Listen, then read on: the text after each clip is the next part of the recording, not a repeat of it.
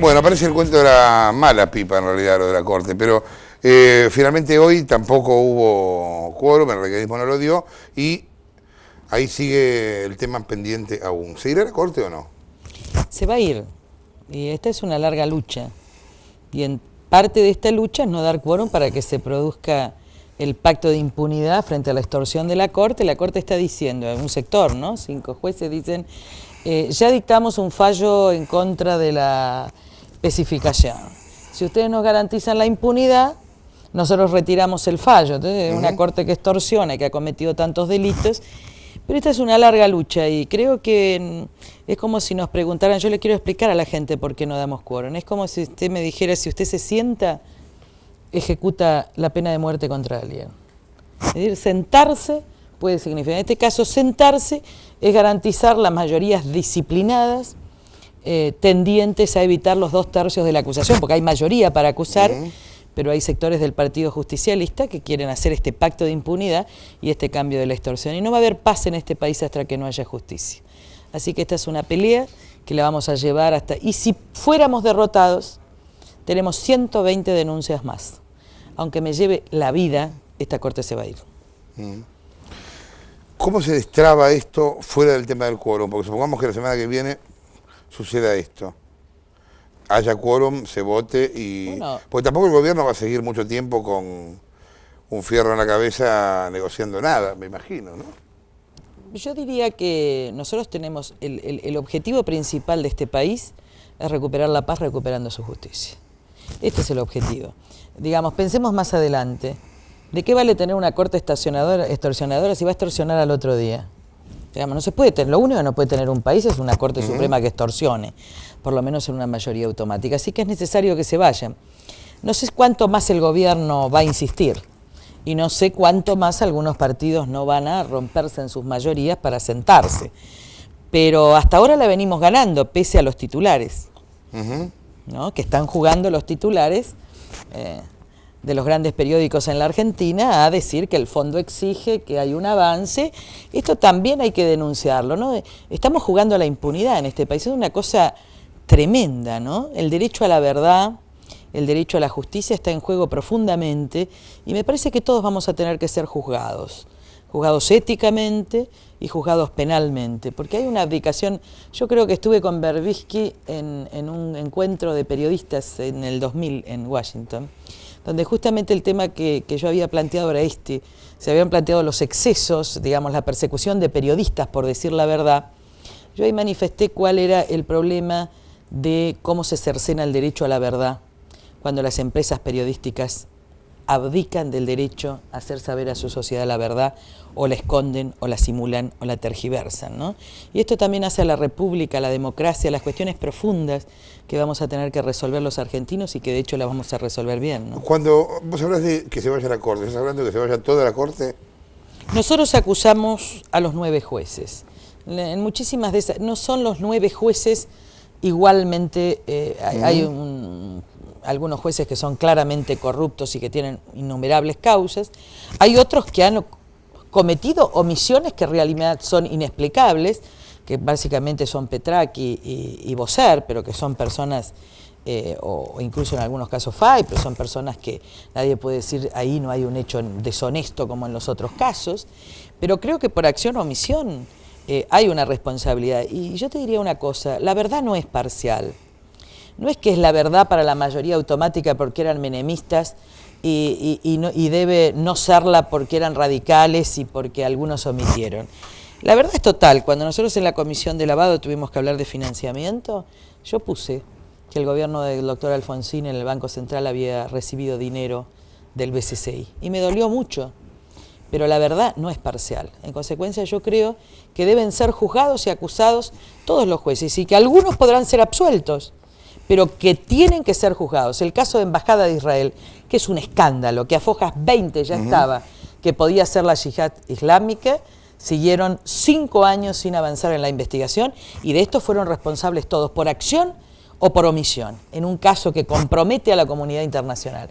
Les digo, hay que empezar a ejecutar la accountability y la responsabilidad. Y tenemos que empezar a juzgar. Digo, no va a servir este Congreso que garantice impunidad, porque nada va a cambiar la verdad.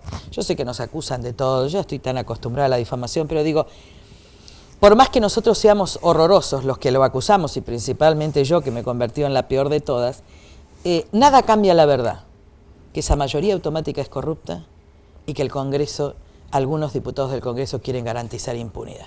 Y esto va a quedar sellado en la historia argentina y en consecuencia va a ser una nueva responsabilidad penal para todos. Y creo que la sociedad tiene que estar pendiente de estas cosas, porque es el destino nuestro y de nuestros hijos, de esos hijos que están en Miami y en todos lados perdidos, y donde es cierto que nosotros somos responsables, pero yo le quiero decir a la sociedad que cada uno de nosotros hoy es responsable de nuestro destino, que cada uno de nosotros tiene que mirar su corazón, tiene que decir qué hacemos, cómo construimos y de qué manera podemos limpiar esta casa para que nuestros hijos habiten en ella, ¿no? ¿Pensás que el hecho de no saberse todavía o de no haber anunciado vos si vas o no a ser candidata personalmente tiene que ver con que estés bajando en las encuestas? Mira, en realidad muchísimas encuestas son contratadas por los candidatos, los únicos que no tenemos encuestas contratadas somos nosotros, así que en realidad yo vivo... no, bueno, hay de todo, también hay encuestas serias. Sí, no, pero hay Lo tengo algunas. acá Artemio López que no está contratado Sí, por nadie. de todas maneras, yo dije voy a ser candidata y suspendo la campaña. Y algunos dicen se abstiene. Mire, no importa lo que baje o lo que suba, no me van a poder bajar. Yo voy a ser presidente y voy a ser candidata. Pero los tiempos y las estrategias los manejo yo. ¿Qué hacen todas las operaciones? Hicieron todas las operaciones posibles. Julio, agosto, todo hicieron para destruirme. No van a poder hacerlo. Yo voy a ser candidata, y no solo voy a ser candidata, voy a ser presidente de este país. Aunque la pelea sea desigual, aunque los poderes estén del otro lado, justamente porque sin armas, sin recursos, con la verdad es que vamos a ganar esas elecciones que no sé si las va a haber, pero en definitiva esta es una batalla no por los votos, es una batalla por la verdad. Y quizás esos valores profundos los podamos empezar a explicar. Yo estoy terminando este fin de semana un documento que se llama Bases para la Reconstrucción de la Argentina sobre la paz y la estabilidad. Creo que se juegan muchas más cosas de las que salen en las noticias. Creo que muchas cosas profundas están sucediendo en este país y nosotros vamos a nacer bien. Pero la verdad que yo estoy fuera del escenario de la noticia política y también de los encuestadores y de los opinadores, porque total si uno lee los recortes de los diarios en los últimos 12 meses, se va a dar cuenta que lo que decían un día pasaba exactamente lo contrario al otro día. Así que acá debe venir la verdad y yo tengo una gran paciencia, las mujeres tenemos una paciencia, porque conmigo hay una cuestión muy machista que dice no va a poder, no va a poder, no va a poder. Eso me decían cuando tenía 17 años. Ahora, diputada, y me quedé sola con un chico. Volviendo al tema de la Corte Suprema, ¿ustedes no piensan, digamos, los que han trabajado en la comisión que ha investigado y que ha hecho, digamos, el dictamen, no piensan que si se hubieran concentrado en 2 o 3 casos y no en los 9, y hubieran puesto todo el esfuerzo investigativo en llevar a fondo esos 2 o 3 casos, tal vez hubieran conseguido que no se emblocaran, por un lado, muchos jueces de la Corte, y por otro lado, los partidos del pacto de impunidad, y que tal vez con un cambio insatisfactorio en cuanto a la demanda legítima de una renovación absoluta, pero satisfactorio en cuanto al quiebre de una mayoría automática que es la que está extorsionando al país en este momento, ¿hubiera sido un resultado tal vez más viable y más positivo para el país? Mire, en todo caso, no sé, yo no puedo actuar con injusticia y discriminación solo por una estrategia política. Si yo tengo 5 militares comprometidos en delitos de lesa humanidad, no puedo decir ataco 2 y garantizo la impunidad de 3. Yo tengo que acusar a los 5. Y me parece que esta pelea, aunque sea más difícil y más dificultosa, es una pelea por la verdad y la justicia. La verdad que hay 6 que están comprometidos en más de 20 y pico de cargos. Y hay otros que están comprometidos en otros, entre los cuales está Embajada de Israel, donde murieron muchísimas personas, de cual manera sí, claro, que no es una causa común, no es un error común, es la falta de investigación, con muchas muertes y con una falta de seriedad total. Y me parece que sí, que es una pelea muy difícil en general, pero se la vamos a ganar, yo no tengo dudas, la estamos ganando. El tema es que conseguir en este Congreso la acusación por mayoría fue heroico y se consiguió. Impedir el pacto de impunidad ya por 4 meses es fundamental. Y mientras tanto van sucediendo y puede haber cambios de mayorías, y yo apelo al día que por lo menos 5 o 6 jueces sean acusados, que los otros se avancen la investigación. Es una larga pelea, pero a mí yo no lo hubiera podido hacer éticamente, porque no lo puedo acusar a Nazareno porque tiene tantas causas y no acusarlo a otro que tiene algunas causas tan graves como las de Nazareno, aunque Nazareno tenga más, porque entonces yo tendría criterio partidario, lo haría. Miren, yo les voy a decir más, con algunos de esos jueces a mí me une un conocimiento de más de 30 años. No, de 20, estoy tan vieja, no, 46, de 20, 21 años. Tenía un respeto, he participado en seminarios, y la verdad que esta no es una cuestión personal, es una cuestión ética, es una cuestión de justicia. La verdad es la verdad, no es parcial, es difícil. El signo de la búsqueda de la verdad y justicia es difícil, y lo vamos a ir logrando. A lo mejor el resultado puede terminar siendo ese, es decir, la acusación y la destitución de algunos y no de otros. Pero esto es algo que mi objetivo sincero es que una corte que por acción o por omisión signó la historia más tremenda de este país en materia de impunidad e injusticia tenga que irse. Y si no tienen la dignidad de renunciar, tienen que ser destituidos.